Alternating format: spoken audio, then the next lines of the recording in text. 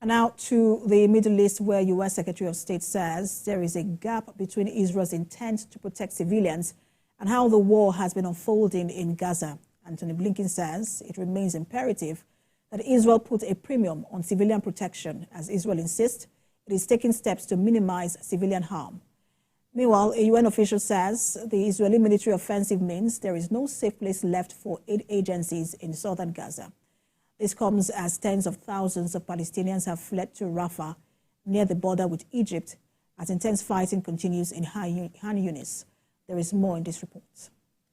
Secretary of State Antony Blinken has pressed Israel to do more to protect civilians in Gaza, saying there was a gap between its promises and the reality on the ground.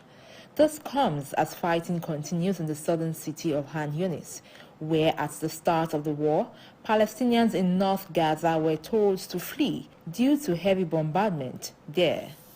Reports say fires have broken out in the Jabalia refugee camp, where Israeli tanks have been firing smoke and fire bombs. Meanwhile, the UN Security Council is set to meet on Friday to vote on whether to call for an immediate ceasefire in Gaza. It comes after the UN's humanitarian chief, Martin, said its humanitarian program in Gaza is no longer a functioning one.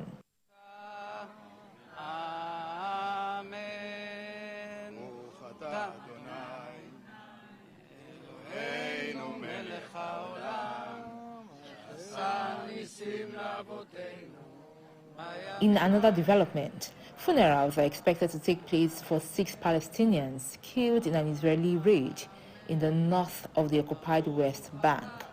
The Israeli military has not yet responded to requests for comments. Witnesses in the camp say that Israeli special undercover forces entered the camp in the early hours of Friday morning. Figures from the Palestinian Authority revealed that 263 Palestinians have been killed by Israeli forces and settlers in the West Bank since the war in Gaza began. That exceeds the entire death toll of Palestinians killed in the Israeli-Palestinian conflict last year.